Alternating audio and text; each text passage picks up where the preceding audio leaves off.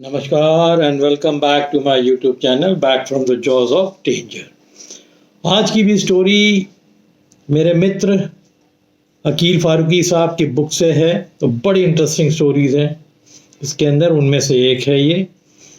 और आज के जो इस स्टोरी के हीरो हैं वो वही फेमस माहौत इश्तियाक हैं, जिनकी बुद्धिमानी का सबूत कई बार मिल चुका और एक बार इस स्टोरी में आपको फिर सुनने को मिलेगा। तो एक दिन कोई कमिश्नर साहब थे किसी शहर के, वो अपने दो लेडीज़ गेस्ट के साथ वहाँ पहुँचे थे टिकाला में। तो वहाँ के ऑफिसर्स ने इश्तियाक को बुलाया और बोला कि इनको जो है एलिफेंट सफारी करनी है, इनको ले जाइए और दिखाइए। तो इनकी आफ्टरनून वाली सफारी थी, उसमें ये लोग गए, काफ़ी घूमे, हिरन, सांबर, चित्तल, काफ़ी चीज़ें दिखी इनको। पर जो मेन अट्रैक्शन होता है जैसे टाइगर हैं, वो इनको नहीं दिखा था। तो करीब 5 बजे के आसपास एक जगह है जिसको बोलते हैं फुलई सोत, कोई सोत होगा एरिया, जो टिकाला इलाका में ही पड़ता है। वहाँ पर इश्तियाक ने ग्राउल सुनी झाड़ियों के अंदर। ग्राउल सुनने का मतलब है कि वहाँ कोई टाइगर था। तो ये सावधान हो गया, धीरे धीरे जो है इसने सोचा कि भाई डायरेक्शन, क्योंकि टाइगर है तो सावधानी से ही घास में हाथी को ले जाएंगे। और वो सावधानी से आगे की तरफ बढ़ने लगा टाइगर दिखाने के लिए। पर उसने थोड़ा आगे जब वो पहुंचा तो उसने देखा कि एक जंगली हाथी का झुंड खड़ा हुआ है। छोटा झुंड था, वो खड़ा हुआ है और आसपास जो चर रहे थे कुछ हाथी, और एक फीमेल एलिफेंट थी जो झुंड से थोड़ा सा अलग हो गई थी। तो इश्तियाक को, क्योंकि जंगल का बहुत तजुर्बा था, वो तुरंत समझ गया कि ये बिल्कुल प्रेग्नेंट है और ये बच्चा देने की बिल्कुल सिचुएशन पे है। तो इसने मुड़ के, जो आए थे विजिटर्स आए थे, सैलानी आए थे, उनसे पूछा कि आप पहले टाइगर देखना चाहेंगे कि मेरे को लगता है कि वो हथनी जो दिख रही है थोड़ी दूर, वो अभी बच्चा देने वाली है, मैं आपको दिखा सकता हूँ अगर आप देखना चाहते हो। तो इन लोगों ने तुरंत बोला कि टाइगर तो हम बाद में भी देख सकते हैं, पहले हमको जो है अगर वो बच्चा देती हुई दिख जाती तो इससे बढ़िया साइटिंग हमें और क्या मिल सकती है। और वाकई एक बहुत रेयर साइट होता है, ज़िंदगी बीत जाती लोगों की जंगलों में। हाथी को बच्चा देते वो नहीं देख सकते जंगल के अंदर, क्योंकि जो उनका हर्ड होता है वो बहुत प्रोटेक्टिव होता है, हमेशा घेराबंदी में ही बच्चा पैदा होता है। जिस जगह वो हाथी खड़ी हुई वो थोड़ा सा ऊपर था। जब इश्तियाक ने हाथी उस तरफ बढ़ाना चालू किया तो बड़ी अजीब सा एक सिचुएशन आ गया कि हाथी ने बर्थ तो दे दिया था बच्चे को। तो अनफॉर्चुनेटली ये विजिटर्स थे जो थे वो देख नहीं पाए थे, बट बच्चा जो इतनी हाइट से गिरा ना, तो वो 2 बड़ी डालियों के बीच में आके फंस गया पेड़ के। और जब इश्तियाक हाथी पास लेके गया तो बड़ा अजीब सा सिचुएशन था। एक रास्ता था जो बीच का, उसमें एक तरफ वो टाइगर बैठा हुआ था और इस हथनी को देख रहा था जब वो डिलीवरी अपना बच्चा पैदा कर रही थी, और बड़ी उत्सुकता से देख रहा था। बट क्योंकि बच्चा ऊपर फंस गया डाल में, तो और हथनी भी वहीं खड़ी थी, तो वो आने की हिम्मत नहीं कर रहा था इसको पकड़ने के लिए, बच्चे को पकड़ने के लिए, क्योंकि वो वहाँ खड़ी हुई थी। जब ये लोग स्पॉट पे पहुंचे तो बहुत ही अजीब सिचुएशन थी। एक तरफ टाइगर बैठा हुआ है, दूसरी तरफ उसकी माँ है, और तीसरी तरफ ये बच्चा जो है 2 डाली के बीच में फंसा हुआ है। और माँ फीमेल एलिफेंट जो बड़ी उत्सुकता से उसको वॉच कर रही है हेल्पलेसली, क्योंकि बच्चा जितना झटपटा रहा था ना, वो डाली में ज़्यादा फंसता जा रहा था, उसको काफ़ी चोटें आ रही थी, और तभी के तब पैदा हुआ वो बच्चा। फीमेल एलिफेंट रोड के पार 2 पेड़ों के बीच में जाके खड़ी हो गई, जहाँ टाइगर था उसके ऑपोजिट साइड में खड़ी हो गई, और वॉच करती रही कि बच्चा किसी तरह सरवाइव करके नीचे आ जाए तो लेके अपने झुंड के साथ मिल जाए। बट वो बच्चा जितनी कोशिश कर रहा था उतना झाड़ियों में फंसता जा रहा था, उसको चोटें आना चालू हो रही थी। तो ये सीन गजब का था। तो जो विजिटर्स थे जो देखना चाहते थे वो तो नहीं देख पाए थे, बट जो सिचुएशन वो देख रहे थे कि एक तरफ एक हथनी खड़ी है जिसने बच्चा दिया है, वो 2 डाल के बीच में फंस गया, और दूसरी तरफ टाइगर बैठे और बहुत कीन इंटरेस्ट से देख रहा है कि वो बच्चा गिरे या हथनी हटे तो हम उस पर अटैक करके उसको खींचे। तभी ये हाथी जो इश्तियाक का था वो धीरे धीरे इश्तियाक ने धीरे धीरे बढ़ाया जब उस हथनी की तरफ, तो टाइगर थोड़ा घबरा गया और घबरा के ये जंगल से थोड़ा सा आगे की तरफ चला गया। तब तक कुछ फोटो जो टाइगर की विजिटर्स को लेनी थी वो भी ले ली, क्लिक कर लिए। इश्तियाक ने अपने हाथी को उस माँ जो थी उसके पास ले गया, वहाँ खड़ा किया और उस झुंड की तरफ ढकेलना चालू किया ताकि माँ अपने झुंड जो जंगली झुंड था उसकी तरफ जाए, तब ये देख पाए कि क्या हुआ है।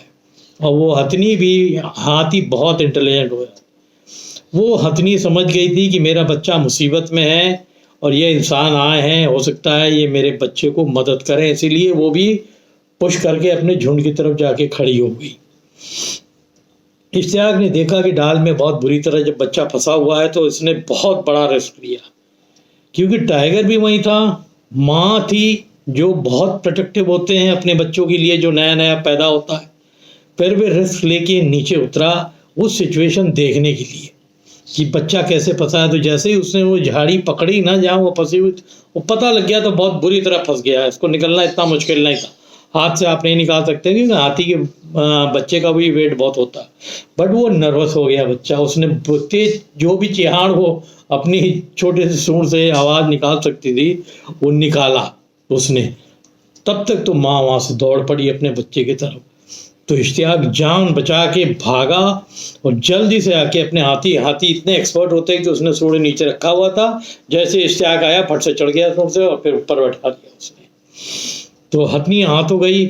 अब इश्तियाक ने सिचुएशन भी देख लिया कि क्या हुआ, ऐसे आप निकाल नहीं सकते थे, तो एक ही चीज़ थी कि यहाँ से वापसी करें, क्योंकि जो विजिटर्स आए थे उन्होंने टाइगर को भी देख लिया था, छोटे बच्चे को भी देख लिया था, हाथी को भी देख लिया था और जंगली झुंड भी बगल में खड़ा हुआ था। तो ऐसे में रिस्क लेना इश्तियाक ने भी ठीक नहीं समझा। उसने बेस्ट ये समझा कि यहाँ से डिकाला वापस चलें। तो वो लोग डिकाला के लिए वापस गए ताकि वहाँ रिपोर्ट करें, ताकि नेक्स्ट मॉर्निंग, अगर नेक्स्ट मॉर्निंग, रात में तो कुछ भी नहीं हो सकता था, शाम हो गई थी, अंधेरा हो रहा था, तो बेस्ट यही हुआ कि ये लोग विजिटर्स हैं, इनको और रिस्क बना लें, इनको हम पहले डिकाला पहुँचाए। तो इनको डिकाला पहुँचाया गया। फिर इश्तियाक ने सब ऑफिसर्स को और स्टाफ को ब्रीफ किया कि उसने क्या देखा है।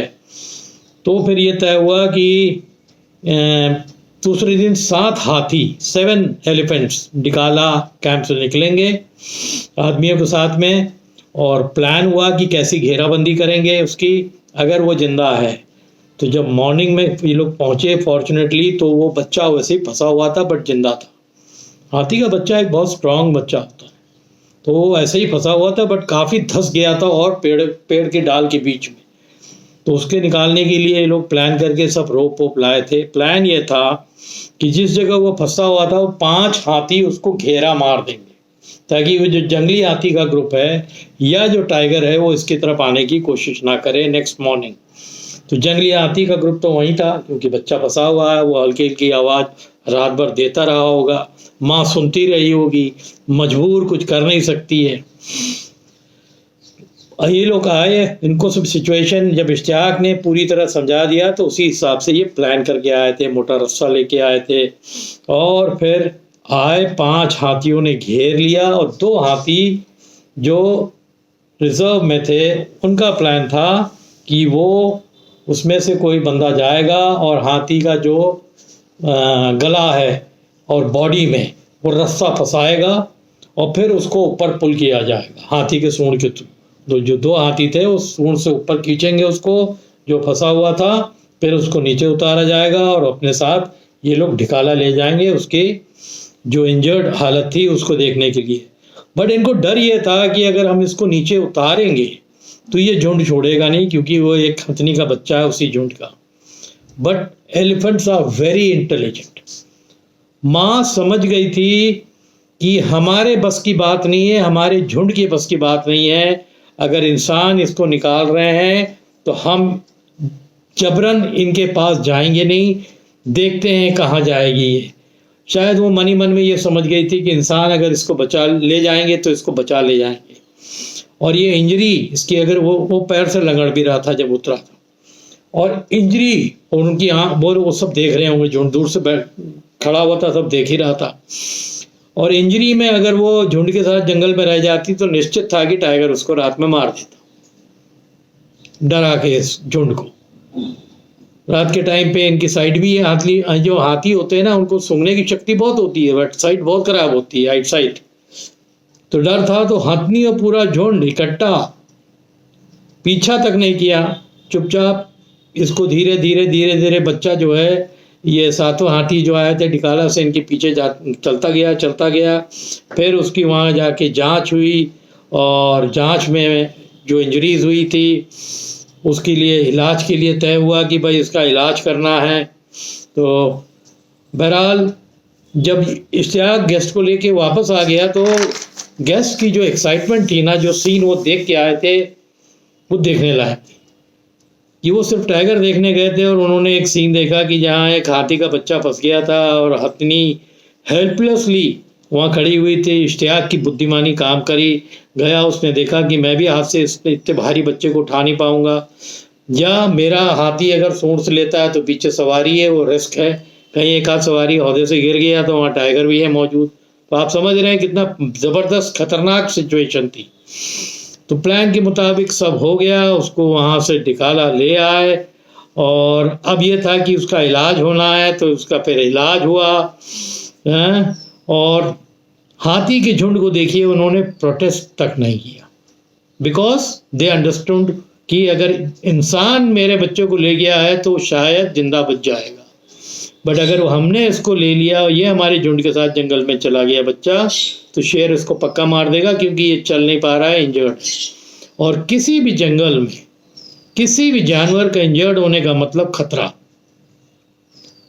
हाथी का झुंड ये भाग गया था, इसीलिए उसने जब उसके बच्चे को डिकाला से जो ग्रुप आया था हाथियों का साथ में ले गया, और उसको घेर के ही ले गए थे, क्योंकि वो भी डर रहे थे कि पीछे से कहीं ऐसा ना हो कि जो जंगली झुंड है अटैक करते, उसको घेर के ले गए थे। बट साथ साथ हाथी देख के वो भी घबरा गए, क्योंकि वो झुंड छोटा ही था, 6-7 का वो भी था, ठीक है। तो वहाँ पहुँच के उसका खूब चेकअप हुआ, शरीर का कई घाव थे, और डर ये था कि अगर इसको ऐसी इंजरी के साथ, चलिए ऑफिसर्स ये कह रहे थे, ऐसे इंजरी के साथ अगर हम इसको वापस इसकी माँ के पास, और माँ उस फेरे में वहीं अगल बगल घूमती होगी, पक्का था, तो पार्क डायरेक्टर ने ये तय करा कि यार इसको छोड़ना ठीक नहीं है, क्योंकि जिस तरह के घाव हुए हैं उसमें सेप्टिक होने का डर है, पस आने का डर है, यानी स्वेलिंग भी होती है, पेन भी होता है, अभी पैदा हुआ बच्चा है, तो ये निश्चित है कि ये मर जाएगा। तो बेहतर है कि इसको हम यहीं रखें और इसकी देखभाल करें। उसकी बड़ी जम के देखभाल करी, इश्तियाक को उसका इंचार्ज किया। इश्तियाक हाथियों को देख रेख में माहिर था, चाहे बड़ा हो, चाहे छोटा हो, चाहे बच्चा हो। उसने जो है खूब जम के जो चीज़ उसको बोली गई थी वो करी, वो जिम्मेदारी अपने ऊपर ली। और फिर बाद में जब थोड़ा सा वो बच्चा ठीक हो गया तो उसका नाम रखा गया फूलचरण, यानी वो एक मेल था, उसका नाम फूलचरण रखा गया, जो हाथी का बच्चा था। थोड़ा बड़ा होने पे फूलचरण को कानपुर ज़ू ट्रांसफ़र करा गया, जब थोड़ा बड़ा हो गया, और कानपुर ज़ू में जो अंदर ज़ू के अंदर जो सवारी कराते हैं विजिटर्स को, वो कराता था। बट पार्क अथॉरिटीज़ ने ये डिसाइड किया कि ये फूलचरण की ज़्यादा यूटिलिटी किसी जंगल में होगी, जहाँ पर जंगल की सफारी होती, तो उसके लिए ट्रेनिंग। तो फिर प्लान करके उसको वहाँ से दुधवा नेशनल पार्क फूलचरण को ट्रांसफ़र किया गया, जहाँ उसने कई समय तक हाथी सफारी कराई लोगों को। तो ये कहानी फॉरेस्ट डिपार्टमेंट की ज़बरदस्त प्लानिंग और रेस्क्यू ऑपरेशन की। उन्होंने एक बच्चे को रेस्क्यू किया, इश्तियाक की समझदारी की, और हथनी माँ का त्याग और बलिदान किया, जिसने अपना बच्चा जो है त्याग दिया, क्योंकि वो चाहती थी कि वो बच्चा जिंदा रहे। वो जानती थी कि हमारे झुंड के बीच में रहेगा तो वो बच्चा जितना चोटिल हुआ है वो जिंदा नहीं रह सकता था। तो उसने उस बच्चे को, जो डिकाला से हाथी पार्टी आई थी, उसके साथ जाने दिया, क्योंकि उसके लिए ये इम्पोर्टेंट हो गया था कि इंसान के साथ अगर रहेगा वो बच्चा तो वो जीवित रहेगा, उसकी जान बच जाएगी। तो कितनी सुंदर कहानी है। हाथी कितने इंटेलिजेंट होते हैं, क्या सोचते हैं, जानवर कैसे सोचते हैं आप सोचिए, कभी कोई इमेजिन भी नहीं कर सकता है। अगर आप प्रैक्टिकली लीजिए तो मेरे हिसाब से वो हाथी का जो जंगली झुंड था उसको तो अटैक कर देना चाहिए था इस हाथी के झुंड के ऊपर, क्योंकि बच्चे का मामला था। बट शायद वो अपनी लैंग्वेज में जो माँ थी उसने अपने पूरे झुंड को समझाया होगा कि जिस हालत में मेरा बच्चा है, अगर इंसान उसको बचा के ले जाएंगे तो मेरा बच्चा जीवित रहेगा। तो बड़ी सुंदर कहानी है एक माँ की, उसके त्याग की और समझदारी की। एक इंसान की इश्तियाक जैसे कि जो समझदार था उसने ऐसे ही प्लान किया, सब कैंप वालों को बताया कि हम लोग कैसे प्लान करेंगे, कैसे घेराबंदी करेंगे। अगर वो सुबह तक जिंदा रहा तो गनीमत थी कि बच्चा जिंदा था।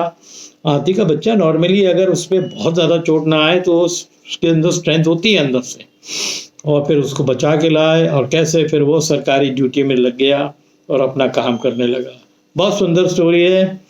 और फिर अकील साहब को एक बहुत बहुत मेरा सलाम एक शानदार स्टोरी के लिए।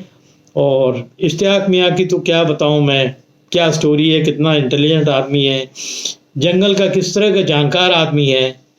ये सोच के बस ऐसा लगता है कि मेरे को अगर मैं कभी फॉरेस्ट में जाऊँ तो इस तरह का एक बंदा मिले जो मेरे को वहाँ की जो इनर स्टोरीज़ हैं जंगल्स की वो दे। क्योंकि मैंने बचपन में तो बहुत देखा और सुना है, बट एक लॉन्ग पीरियड हो गया जो गैप था जब मैं क्रिकेट में आ गया, बट कभी भी मैं उससे दूर नहीं रहा। जंगल मेरे नज़दीक हमेशा रहे, बट शायद करियर बनाने के चक्कर में मैं बहुत सालों तक दूर रह गया। तो जैसे लगता है ना कि दिल मचलता रहा अंदर से कि जाऊं जाऊं जाऊं जाऊं, बट अपने को रोकता था कि अगर कुछ हासिल करना है तो उसके लिए आपको कुछ तो त्याग देना होगा, जो मैंने दिया। फिर मैं स्टेट लेवल तक खेला, फिर स्टेट लेवल के बाद अकेडमी की, जो पहली यूपी की प्रोफेशनल अकेडमी थी क्रिकेट की, और आज हमें 28 साल हो गए उसी को। तो ये सोचना, जितने भी लोग हैं अगर अपने लाइफ को प्लान करते हैं, बहुत से फेलियर्स, मैंने कितने फेलियर्स झेले, बिना फेल करे आप आगे जा ही नहीं सकते हैं किसी भी लाइन में, चाहे वो स्पोर्ट्स हो, चाहे वो वाइल्ड लाइफ हो, चाहे वो और भी कोई भी करियर हो। फेलियर्स के बारे में सोच के आप नेगेटिव हो गए तो आप गए काम से। हमेशा पॉजिटिव रहना है और फोकस करना है आगे की तरफ, अपने काम की तरफ, कि ये सोचते हुए कि फेलियर्स तो आएंगे आएंगे, डिफ़िकल्टीज तो आएंगी ही आएंगी। वो मैंने भी किया और आज मैं वापस आया हूँ, और ऊपर वाले की कृपा है कि मैं यूट्यूब में आया, मेरे को इतनी सुंदर स्टोरीज़ मालूम हैं अपने लाइफ टाइम की, प्लस अकील फ़ारूकी साहब जैसे लोग अब जुड़ गए हैं जो अपनी स्टोरीज़ दे रहे हैं मेरे को बोलने के लिए, और इससे अच्छी कोई बात नहीं हो सकती। उम्मीद करता हूँ इतनी सुंदर स्टोरी आपको पसंद आई होगी। अगर आप पसंद आई है तो प्लीज़ उसको शेयर करिए और कमेंट ज़रूर करा करिए। मैं हमेशा बोलता हूँ, आपको समझ में आता है कि बहुत अच्छी स्टोरी है ना, क्या इसमें अच्छा लगा, क्या नहीं अच्छा लगा, you let me know, so that वो कमेंट से एटलीस्ट मेरे को ये पता लगता है कि मेरी जो जंगल की नॉलेज है इसमें मेरे को कितना सीखना बाकी है और कितना सीखना बाकी है। सीखते ही जाएंगे, सीखने की तो कोई इंतहाई नहीं है वो ज़िंदगी में। चाहे मैं वो क्रिकेट की कोचिंग में आया क्रिकेटर होने के बाद, चाहे मैं जंगल लाइफ में रहा 15-16 साल और अब फिर वापस आया हूँ और सीखता ही जाता हूँ। दो जंगल के आदमी मिलते हैं, कुछ नई चीज़ सिखा के जाते हैं। उम्मीद करता हूँ कि आप लोग सब हेल्दी होंगे और तगड़े से होंगे। Thank you.